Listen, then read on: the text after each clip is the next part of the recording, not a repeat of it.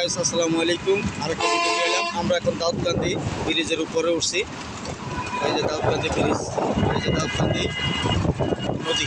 আপনারা দেখতে পাচ্ছেন দাউদকান্দি নদী। এই একটা গাড়ির জন্য দাঁড়াইতে পারলাম না। এই যে দাউদকান্দির নদী। আমরা এই দাউদকান্দির ব্রিজে আছি। দেখতেছেন এটা দাউদকান্দির ব্রিজের উপরে উঠছি। এই যে প্রথম বিশাল বড় নদী। দাউদকান্দি ব্রিজটা কম বড় না, এই সেতুটা অনেক বড়। আপনারা দেখতে পাচ্ছেন এই যে নদী,